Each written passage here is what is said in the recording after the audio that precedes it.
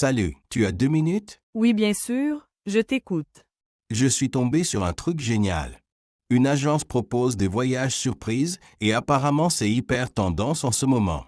On choisit juste 3 critères, température, distance et un thème. Et ils organisent tout pour nous. Ça te dit?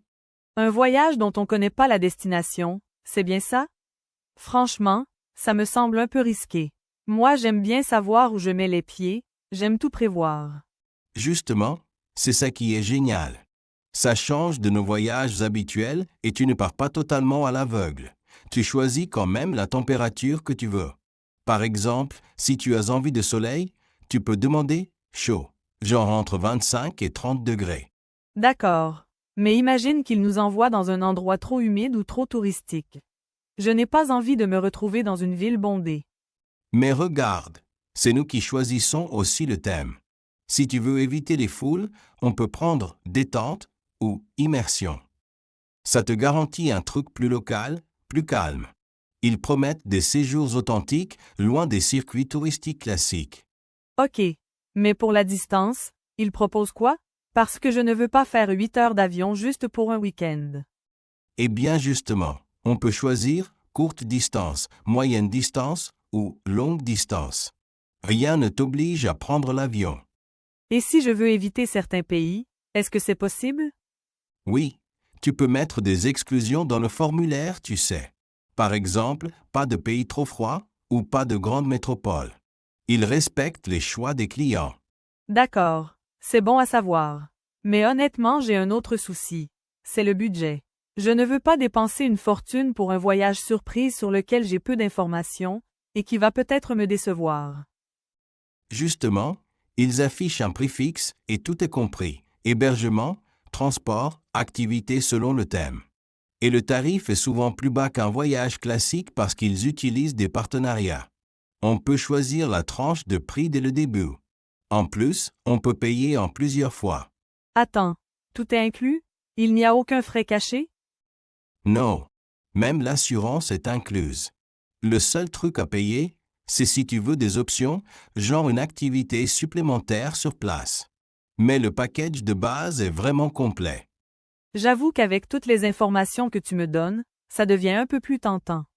Mais l'hébergement, c'est quoi? Une auberge, un hôtel, un Airbnb? Ils garantissent un hébergement d'au moins 4 étoiles ou des logements premium chez l'habitant si on choisit le thème immersion. Donc pas de mauvaise surprise côté confort, je t'assure. Oui, d'accord. Mais je te connais. Tu vas choisir un thème hyper actif avec des randonnées, des activités sportives, etc. Alors que moi, je préfère les séjours tranquilles. Mais on peut choisir ensemble. Justement, on pourrait prendre un truc qui nous plaît à tous les deux. Tu veux plutôt un séjour tranquille? Alors on coche détente. Ça garantit spa, nature, calme et paysage relaxant. C'est vrai qu'un séjour détente, ça me parle. Mais tu es sûr qu'on ne va pas finir dans un endroit où il n'y a rien à faire?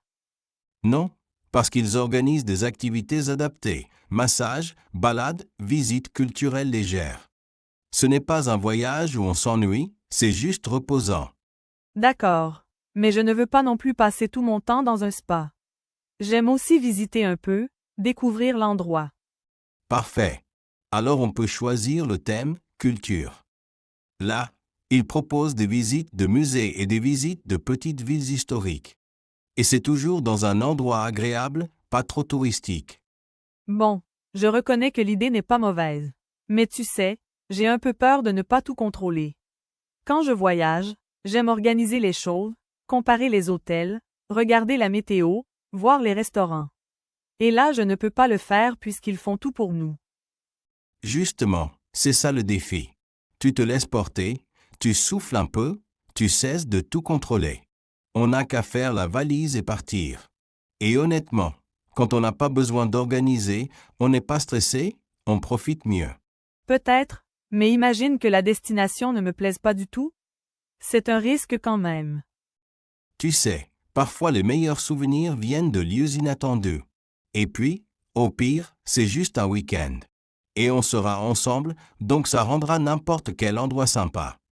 Oui, c'est vrai. Bon, imaginons qu'on parte. On choisirait quoi exactement? Donne-moi une proposition concrète. D'accord. Température 20-25 degrés, agréable mais pas trop chaud. Distance moyenne pour éviter un voyage trop court ou trop long. Thème, culture ou détente, selon ce que tu préfères. Avec ça, on tomberait sûrement sur une ville sympa, un peu ensoleillée, pas trop loin, avec des choses à voir et à faire. Ça commence à me convaincre. Je pense que je vais accepter de faire ce voyage surprise finalement. Et tu vas voir, ce sera peut-être le voyage le plus mémorable qu'on aura fait ensemble. Est-ce que tu veux remplir le formulaire maintenant? D'ailleurs, on a besoin de quels documents pour faire ça? Oui, on peut le remplir maintenant. J'ai mon ordinateur portable avec moi. Pour les documents, il faut ton passeport, ta carte bancaire pour payer, et je crois que c'est tout.